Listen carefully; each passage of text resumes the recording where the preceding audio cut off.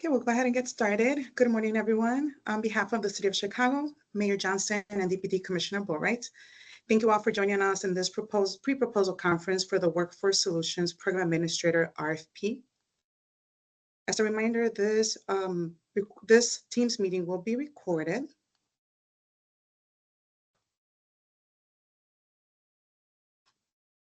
Sorry, give me a quick second. I'm having technical difficulties on my end. Okay, we will go ahead and get first started with some general housekeeping. Please put your questions in the chat. We will allocate time at the end to answer all the questions. And all questions and answers will also be posted on the TIFWorks RFP page. This session is being recorded and will be posted on the TIFWorks RFP page. The slide deck will be shared with all the attendees via email and will also be posted on the RFP page as well.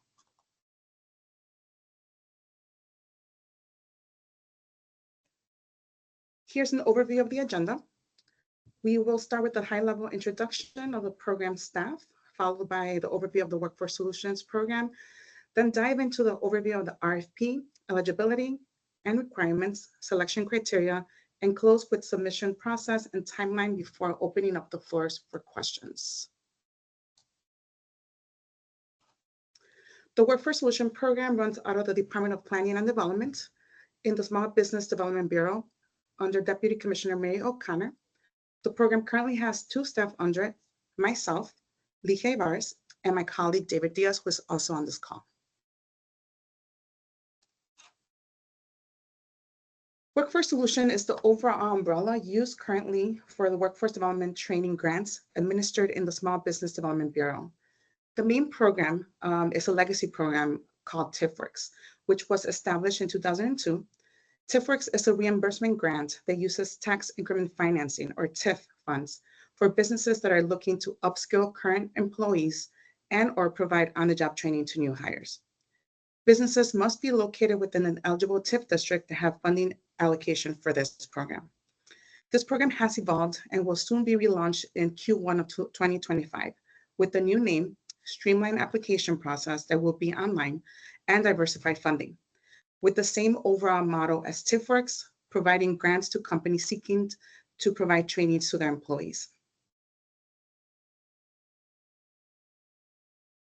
To provide further clarification, the Workforce Development Training grants under the Workforce Solutions program refers to workforce development training and certifications for businesses to train their existing permanent employees and new hires. This grant that will be administered is not for workforce development organizations or individual training for unemployed or underemployed job seekers. The purpose of this Workforce Solutions Program Administrator Request for Proposal, RFP, is to engage a program administrator that will manage various facets of the grant program, including reviewing program rules with DPD, managing daily operations and the application process, providing technical support to applicants, overseeing compliance and monitoring, conducting marketing and outreach to recruit grant applicants, and performing ongoing evaluations while maintaining project data and performance metrics.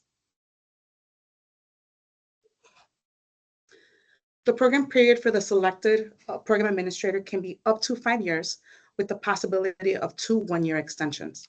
The city seeks to award one organization that has knowledge and expertise in workforce development training and trends as they relate to businesses seeking to upskill incumbent workers and new hires, experience working with small to mid-sized businesses, back office infrastructure and capacity to market the program and disperse grants, the ability to provide wraparound technical assistance to a diverse range of grantees in multiple languages, and a Chicago office location.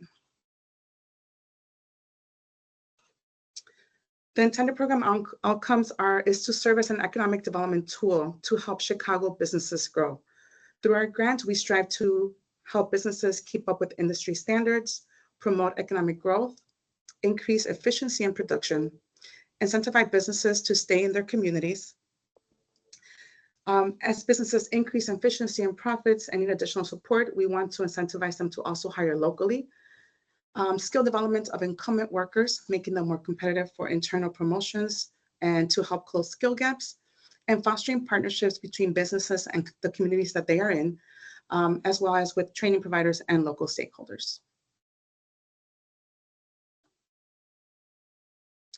The expected scope of work will be multifaceted and include reviewing program rules and the initial structure with DPD to identify recommendations, developing a comprehensive program manual that outlines operations, policies, and procedures, creating a guide to assist applicants with their applications, and gathering data on average market rates for grant-funded training. In regards to the contract document requirements, it will assist with the preparation of drafting contract documents for use with qualifying businesses using city-approved forms. In the first year of the contract, the program will primarily follow processes established by the workforce development staff, who will educate the program administrator on fund generation, eligibility criteria, application evaluation, and guidelines. The PA will manage day-to-day operations, serve as the main contact for applicants, maintain correspondence records, complete commitment letter templates, and coordinate with DPD staff on operations.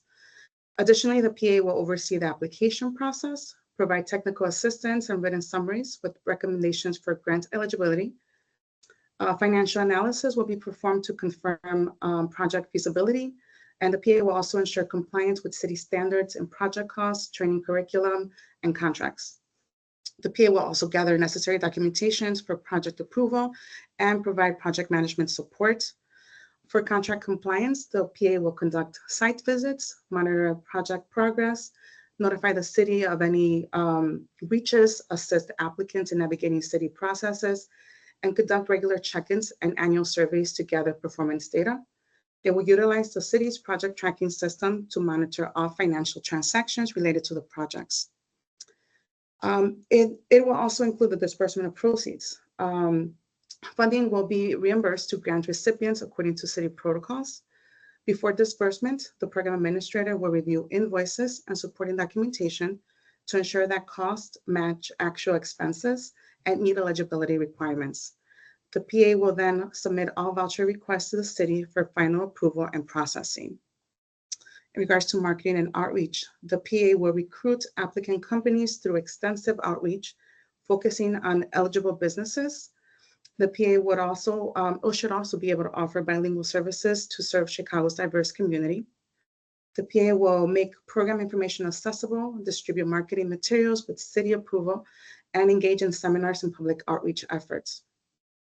For the closeout of each project, the PA will close each project once all required documents are submitted by the applicant. A closeout report detailing project outcomes is completed, and final inspections confirm compliance with agreements and documentation. The PA will also calculate any unspent balance for each project upon completion. And in regards to reporting, the program administrator will track all applications and project information, maintaining records of milestones, correspondence, and financial transactions in city databases such as PROMA. And they will generate timely reports, include quarterly and annual performance reports, project intake and progress reports, closeout reports, and any other reports as requested by DPD. I know this was a lot. This was a summary of the scope from the RFP. Adding a little bit more to the reporting aspect of it, applicants must be able to fulfill the following: implement the activities and fulfill the targets set in the approved contract. For program compliance, the grantee will be required to submit documentation and reports, also known as deliverables, to validate completion of program activities. Submission of timely reports will be essential. For fiscal compliance, they will be required to submit vouchers and invoices and participate in all city audits, site visits, evaluation, and quality assurance activities. And as stated previously, report all projects via DPD's project tracking system, which we call PROMA.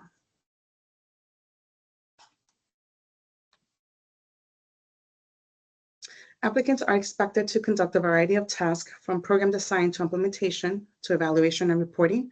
Tasks are likely to include, but are not limited to, program and content design, program management and administration, project management of awarded grantees, marketing, communications and outreach, event production when necessary, and activities and outcomes such as reporting and evaluation.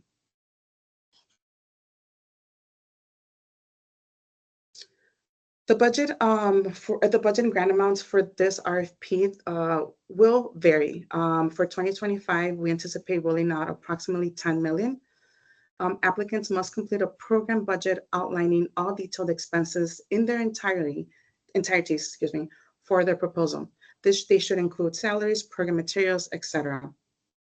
The program administrator will not be provided with the money upfront. This is a reimbursement grant, even on the RFP aspect. The selected PA will receive 1% of the new funding upfront to assist with the marketing and outreach efforts. And then the PA will be compensated 8% of completed project costs with the successful submission of the invoices upon each project completion.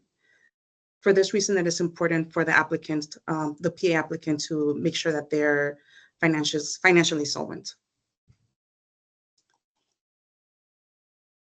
The overview of the payment process. The selected PA will receive training as to how to submit vouchers for their compensation along with the grantee's reimbursement. Each request must be supported by invoices, proof of payments, and receipts for eligible costs, along with supporting documentation depending on the training type. The Workforce Solutions staff will review each voucher submission and forward to finance for payment.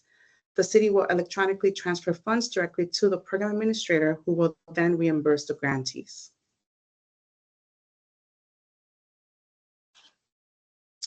Eligibility for the RFP applicants, they could be a nonprofit, a for-profit, a local and national organization. It is essential to have a Chicago location. They must have knowledge and expertise to implement and run a program of this type, including knowledge in workforce development trainings and trends. And they must have the capacity to outreach and provide technical support to diverse businesses throughout the city of Chicago. Submission requirements, please make sure that all the submissions are complete and include a cover page, business license, completed application questions, the budget that outlines all detailed expenses, certificate of good standing, IRS tax exempt determination letter, the recent 990s, 990N, 990EZ for the last 3 years, and answers to all the questions in exhibits A and B.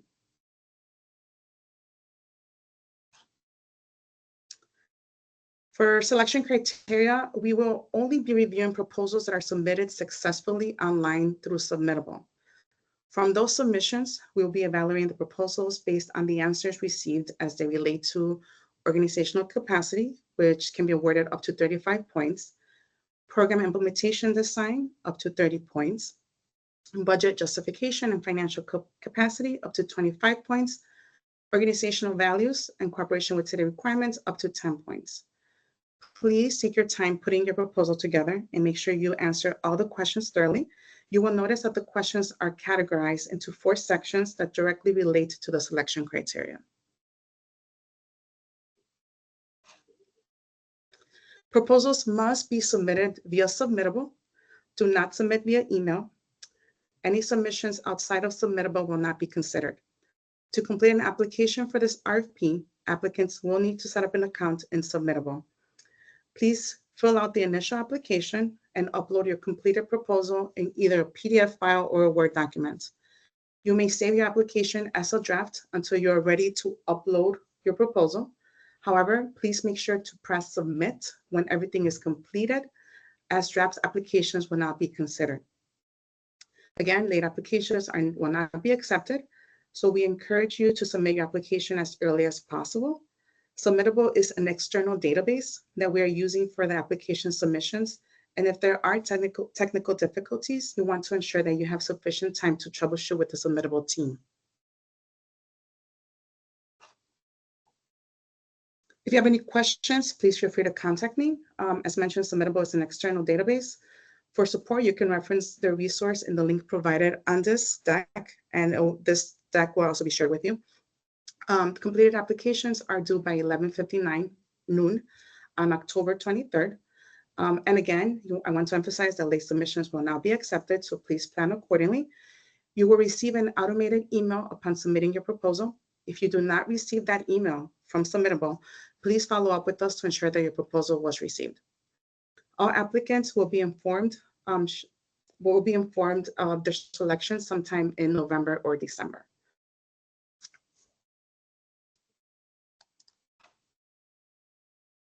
Now I would like to move on to questions. Please make sure you post your questions in the chat if you haven't already. And we'll start with chats, and then if there's anything else, you can go on and raise your hands afterwards.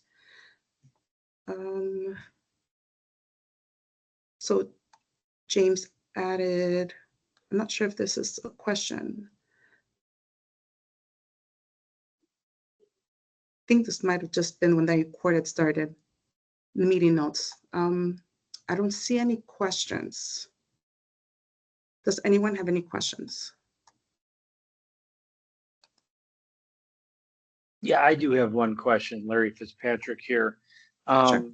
You're saying in 2025, the Department of Planning is looking to allocate $10 million.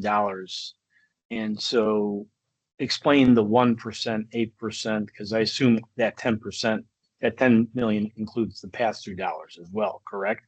Includes what, I'm sorry? The pass-through dollars, the dollars that goes to the businesses who are doing the training Yes. for their incumbent workers Correct. or new hires. Correct. So the 10 million does include that. So the 9%, up to 9% of the compensation will be from that 10 million. 1% will be upfront. So 1% of that 10 million will be granted upfront to the program administrator to assist with the startup marketing and outreach costs. The 8% will actually be reimbursed as projects are completed. So they will be reimbursed on the later end of that contract term or contract year. Each TIFWorks contract grants, TIFWorks historically, that's the model that we're following, was 1 year long. And we are expecting new contracts for this Workforce Solutions program to also be about 1 year long. So with that said, that means that you can expect the additional 8% of the project cost to be reimbursed within or a year after that project starts. Okay. And it's 8% again of the actual training costs. So if a company picks up a $10,000 training, it'll be 8% of that 10,000. The more contracts, obviously, the more projects that are started, the more you get reimbursed. Okay, makes sense. I just want to make sure I understood the methodology. Sure. Any other questions?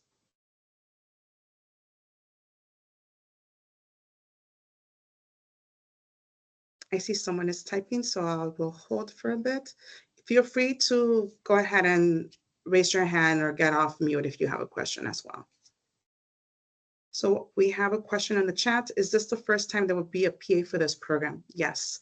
The TIFWorks program has been run within the city since 2003, and it has always been run by internal staff in different departments. It used to be under another department historically. This is the first time that this program will have a program administrator managing the grants.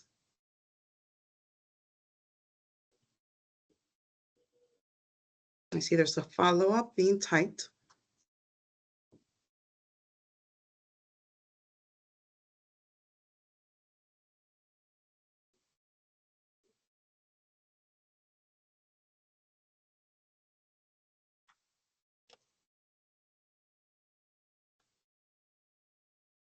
How many employees typically?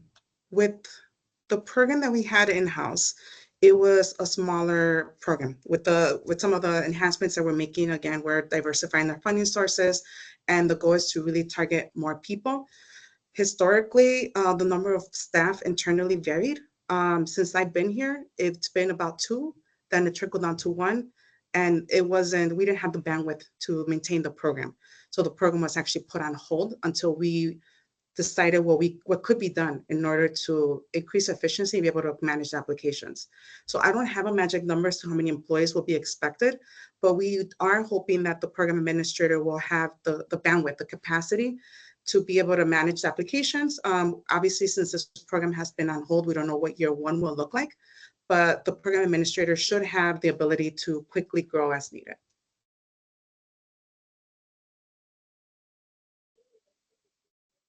I apologize if you asked this already. My name is Alex, and I was wondering if you have an estimate for how many applicants you're looking to get, how many projects you're looking to complete with the $10 million?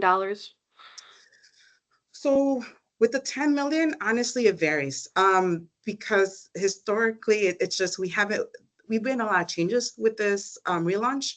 And historically, we would secure funding as projects came in. And the funding of each project can vary dramatically. Some companies need a $10,000 grant for training, maybe lean manufacturing, et cetera. Other companies may have on-the-job training and maybe hiring 30 staff, and their contract may be significantly larger because with on-the-job training, we're also subsidizing the wages. So we've had really small grants and we had larger grants. With that said, I'm not thinking of the 10 million, but I'm thinking projects. We're hoping anywhere between maybe 50 to 70 projects year one. That will vary obviously in size and grant amounts. However, the program has been on hold for a couple of years now. So we might be a little ambitious, so we understand that. So we're flexible with that number. We understand that people need to realize that we're a resource again, and they need to know that we exist for them to take advantage of us. So I'm sorry that it's not a direct answer, but year one will just be a lot of getting out there again, getting known again, and really being that resource for other communities. Andrew has a follow-up question. How many projects were granted? Is there a cap per grant? So how many projects were granted varied by year. With the limited staff, we had about 20, I want to say, about 20. And now I'll look back at that number and I'll make sure when we post the questions and answers to make sure that I have the right amount there. I want to say about 20 projects per year historically. Was there a cap per grant? Historically, there wasn't a cap. Depending on the model, we had different models with the TIFWorks grant. However, moving forward, there will be a cap per grant. That's all the questions I see in the chat. Any other questions? Feel free to just go off mute.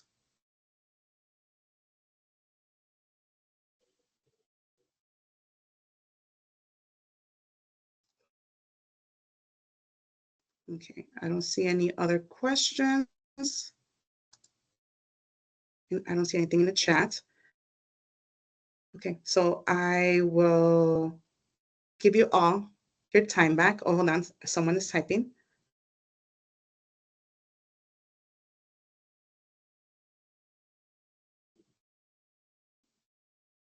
That was it, thank you. Thank you, Andrew. I will give you all the rest of your time back. Again, this will be posted on the TIFWorks page. I will actually go ahead and share that in the link. You obviously already got a copy of the RFP. The RFP can also be found on there. And then on the RFP itself, you can find a link to Submittable. If you have any additional questions between now and the 23rd, feel free to reach out. The sooner the better. I cannot promise if you send me a question on October 23rd at 11 that I'll be in my email ready to check it, and that will be in the meeting. So please send those questions sooner rather than later. And if you're able to submit it again sooner, that will be very helpful for yourself as well. Thank you all again for your time. We look forward to receiving and reviewing a lot of these proposals. Thank you. Thank you.